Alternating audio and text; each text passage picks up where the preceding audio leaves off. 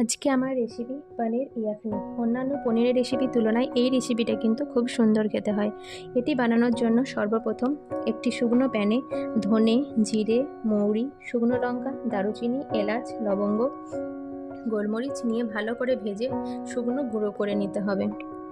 এদিকে পনিরগুলোকে আমি এরকম 3 কোণ করে কেটে নিয়েছি। আপনারা আপনাদের পছন্দ মতো সাইজে কেটে নিতে পারেন। আর পনিরগুলো আমি 15 মিনিট আগে একটু গরম জলে ভিজিয়ে রেখেছিলাম যাতে নরম হয়ে যায়। এবার একটি মিক্সির জার নিয়ে তাতে কিছু পনিরের টুকরো, কাজু কিশমিশ আর 4 চামচ টক দই দিয়ে ভালো করে একটি স্মুথ পেস্ট তৈরি করে নিতে হবে, যেরকম ভিডিওতে দেখা যাচ্ছে ঠিক সেই রকম। এবার একটি কড়াইয়ে সাদা তেল গরম করে তার মধ্যে পেঁয়াজ আর টমেটো এরকম সাইজে কেটে হালকা করে ভেজে নিতে হবে। হালকা নেড়ে নেওয়ার পর অন্য একটি জায়গায় তুলে রেখে ওই প্যানের মধ্যেই তেজপাতা, জিরে, 2টি কাঁচা লঙ্কা এরকম ভেজে নেড়ে নিয়ে গ্রেট করা রসুন, গ্রেট করা আদা দিয়ে ভালো করে নাড়তে হবে যতক্ষণ না আদা রসুনের কাঁচা গন্ধটা চলে যায়। এরপর আমরা যে পেস্টটা তৈরি করে রেখেছিলাম সেই পেস্টটা দিয়ে দেব। পেস্টটা দিয়ে ভালো করে লো ফ্লেমে কষাতে হবে, না হলে তলায় লেগে যাওয়ার একটা সম্ভাবনা থাকে। মশলাটা একটু কষিয়ে নেওয়ার পর ওই মিক্সির জার ধোয়া জল দিয়ে দেবো সামান্য। জল দেওয়ার পর আবারও ভালো করে খানিকক্ষণ মশলাটাকে কষাতে হবে। দিয়ে দেবো স্বাদ মতো লবণ। যেহেতু টক দই দেওয়া আছে অল্প চিনিও দিয়ে দেব যাতে স্বাদটা ব্যালেন্স হয়।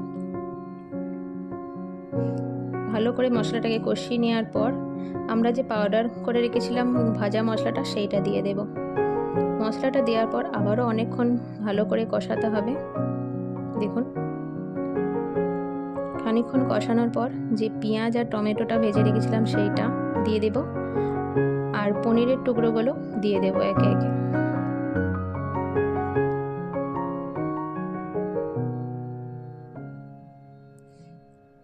এইগুলো দেওয়ার পর খুব ভালো করে লো ফ্লেমে মেশাতে হবে যাতে করে তলায় লেগে না যায়, সেই দিকে লক্ষ্য রাখবেন।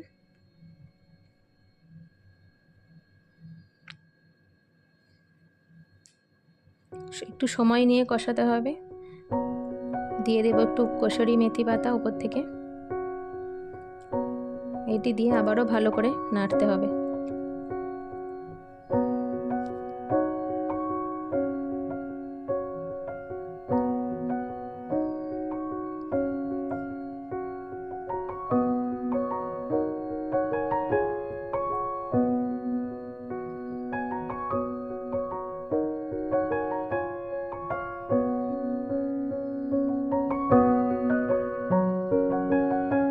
দেখুন, ভালো করে কষাতে হবে, এরকম মাখো মাখো রাখতে হবে। খুব বেশি জল দেওয়া যাবে না গ্রেভিটাতে, এরকম মাখা মাখাই থাকবে।